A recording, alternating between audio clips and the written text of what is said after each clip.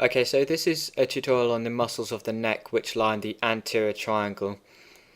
So the anterior triangle of the neck is defined by a few boundaries, so the anterior border of the sternocleidomastoid, the midline, and the inferior border of the mandible. So this is the anterior triangle we're looking at here, and there are several muscles which line this triangle. So you've got the suprahyoid muscles which lie above the hyoid bone, and the infrahyoid muscles which lie below the hyoid bone. So the infrahyoid muscles are known as strap muscles, presumably because they look like a strap, or I don't know, something like that. So the suprahyoid muscles lie above the hyoid bone, and the hyoid bone is important because it serves as a point of attachment for several muscles. The muscles of the tongue attach to the hyoid bone, and it's important in swallowing. So there are four suprahyoid muscles. You've got the digastric, the stylohyoid, the mylohyoid, this big fan-shaped one, and superior to this you've got the geniohyoid muscle, which I'll show you in a moment. So the stylohyoid muscle is this muscle here, which connects from the styloid process of the skull to the lateral surface of the hyoid bone, lateral area of the body of the hyoid. So the name really gives away its origin and insertion, which is quite useful. So it originates on the styloid process and inserts onto the lateral area of the body of the hyoid bone.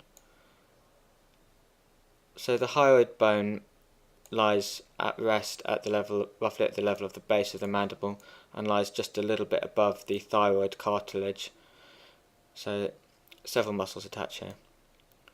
So this is the stylohyoid muscle, and obviously you've got these on both sides.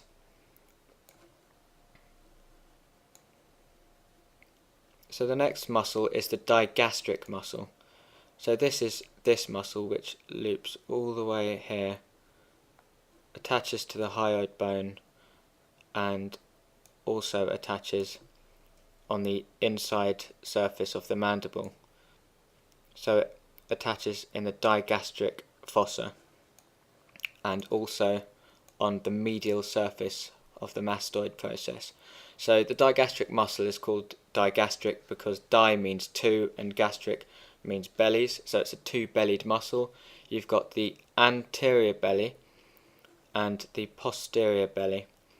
So the posterior belly originates on the medial surface of the mastoid process and inserts via this tendon onto the hyoid bone, and the anterior belly originates on the digastric surface fossa on the inside surface of the mandible and inserts via the same tendon. So this muscle has various actions depending on which bone is fixed. So the hyoid bone can move up and down, and the mandible obviously has several movements. It can get protrude, retract, depress and elevate.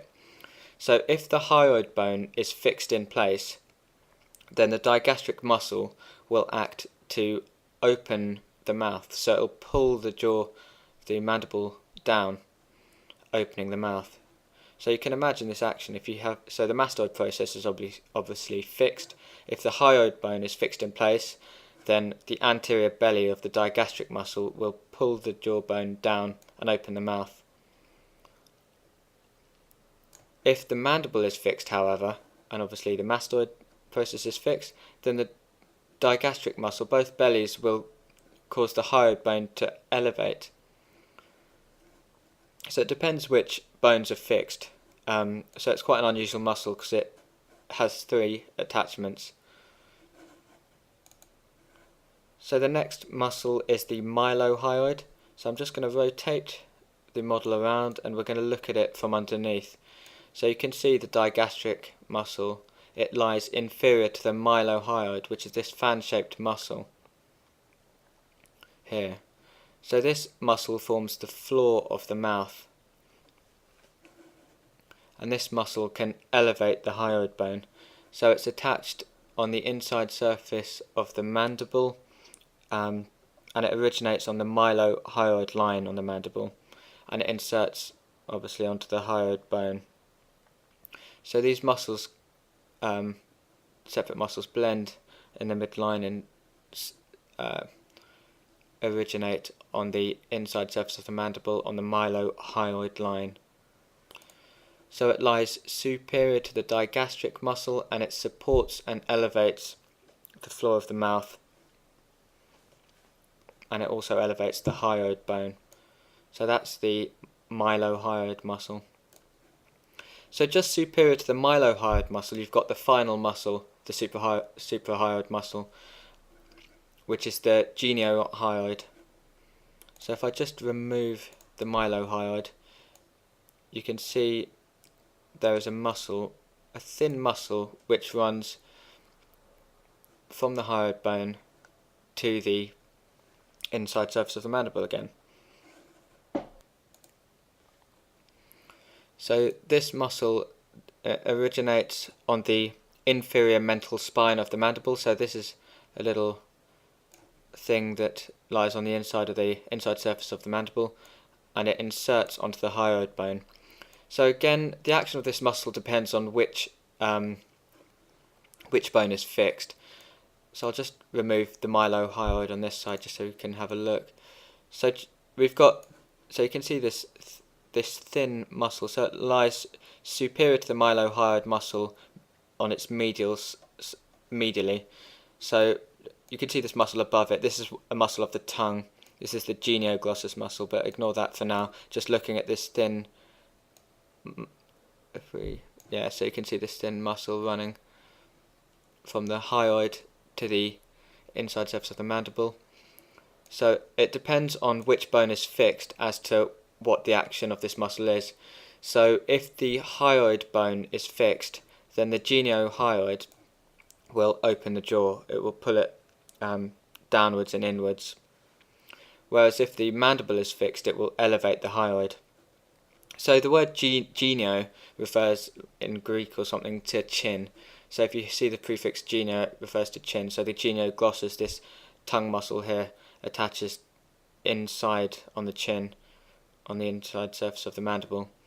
So the geniohyoid runs from the inside of the mandible to the hyoid bone.